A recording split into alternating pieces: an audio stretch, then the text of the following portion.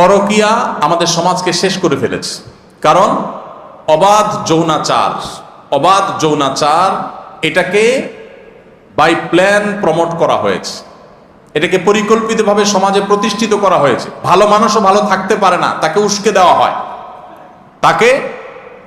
দেওয়া হয় নানাভাবে। সে চাইলেও ভালো থাকতে পারে না।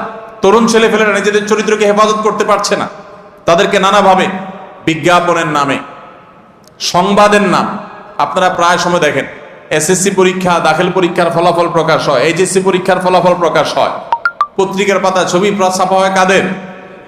মেয়েদের। কেন ছেলেরা পরীক্ষা দেয় না? পশ্চিমারা ওদের কাপড় চোপড় খুলে ফেলছে, শেষ।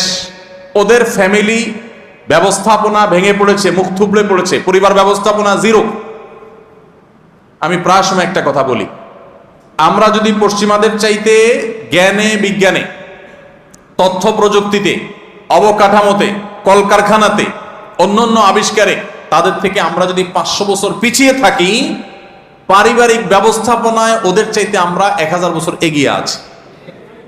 আমাদের এই অঞ্চলের মুসলমান তো মুসলমান, হিন্দুরাও, খ্রিস্টানরাও, বৌদ্ধরাও পারিবারিক যে বন্ধনটা আমাদের এখানে আছে, পশ্চিমারা এগুলো স্বপ্নেও কল্পনা করতে পারবে না।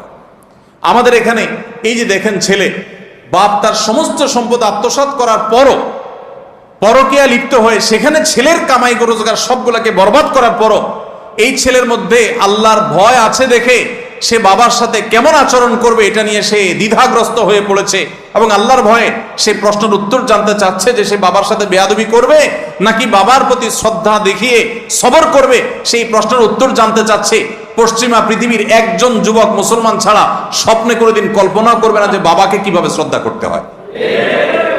ইউরোপ আমেরিকানরা আমাদের চাইতে অনেক দিক থেকে এগিয়ে থাকতে পারে, কিন্তু জন্মদাতা বাবাকে কিভাবে শ্রদ্ধা করতে হয়, ভালোবাসতে হয়, মাকে কিভাবে ভালোবাসতে হয়, এগুলো ওরা কোনোদিন কল্পনাও করতে পারবে না। গত বছর খানেক আগে একটা টিভি চ্যানেলের প্রোগ্রামে গেছি, এক ভদ্র মহিলা ফোনে প্রশ্ন করছেন। প্রশ্ন শুনে আমি তো হয়ে গেলাম, কি উত্তর দেব। উনি প্রশ্ন করে বলছেন, ভাই আমার স্বামী আমার প্রতি অবিচার করে, নানাভাবে টর্চার করে, মার ধর গালি গালা নানাভাবে টর্চার করে, এবং আমার সাথে থাকতে চায় না। আমি চাই স্বামীর খেদমত করতে, কিন্তু উনি আলাদা থাকতে চায়। ছেলে মেয়ে বড় হয়ে গেছে, সংসার বড় হয়ে গেছে, একই ফ্যামিলিতে ছেলেও তার প্রতি টর্চার করে। তো ভদ্র মহিলার প্রশ্ন হলো যে এই যে আমি স্বামীর সাথে একসাথে থাকতে চাই, তার সেবা করতে চাই, কিন্তু তিনি আমাকে সুযোগ দেন না, উল্টো আমাকে প্রহার করেন, গালিগালাজ করেন, নানা রকম অপরাধে লিপ্ত, অনেকে মাদকাসক্ত থাকে। এই যে আমি স্বামীর খেদমত